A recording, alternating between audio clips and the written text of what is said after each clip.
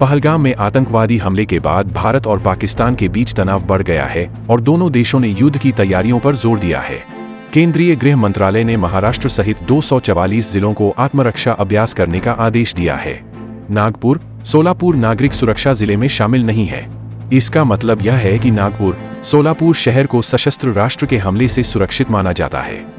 नागरिकों की सुरक्षा जागरूकता बढ़ाने के लिए स्थानीय एनडीआरएफ और एसडीआरएफ की मदद से लाइव अभ्यास आयोजित किए जाते हैं। नागरिक सुरक्षा अधिनियम के अनुसार केंद्रीय गृह मंत्रालय ने राज्यों को 7 मई को इस तरह की मॉक ड्रिल, आत्मरक्षा अभ्यास आयोजित करने का निर्देश दिया है। खुफिया एजेंसियों द्वारा दी गई जानकारी के आधार पर औद्योगिक शहरों, औद्योगिक संपदाओं, प्रमुख उद्योगों, राजनीतिक रूप से संवेदनशील शहरों और वाणिज्यिक केंद्रों वाले शहरों को नागरिक सुरक्षा जिलों में शामिल किया गया है। इससे पहले 2010 में केंद्रीय गृह मंत्रालय ने नागरिक सुरक्षा जिलों की सूची की घोषणा की थी। इस बार भी नागपुर शहर को शामिल नहीं किया गया है। केंद्रीय गृह मंत्रालय ने कल सभी राज्यों को निर्देश जारी किए हैं। जिलों की सूची भी भेज दी गई है। इसमें नागपुर शामिल नहीं है, फिर भी जिला कलेक्टर तैयारी के एक भाग के रूप में मॉक ड्रिल का आयोजन कर सकते हैं। एक वरिष्ठ अधिकारी ने बताया कि एनडीआरएफ इसके लिए तैयार है। महाराष्ट्र के इन 16 शहरों को नागरिक सुरक्षा के रूप में शामिल किया गया है।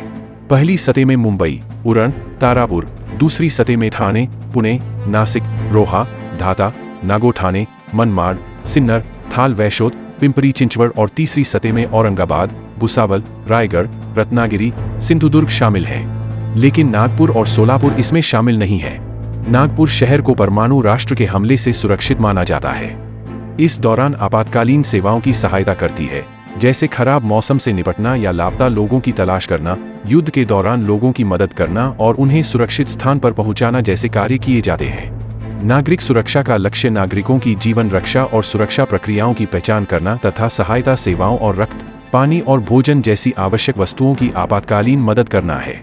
देश की खुफिया एजेंसियों को पता है कि किन शहरों और प्रतिष्ठानों को हथियारों से निशाना बनाया जा सकता है। यह गोपनीय जानकारी है। इसी आधार पर उपाय के रूप में संबंधित जिलों में नागरिक सुरक्षा का रंग प्रशिक्षण आयोजित करने के निर्देश दिए गए हैं।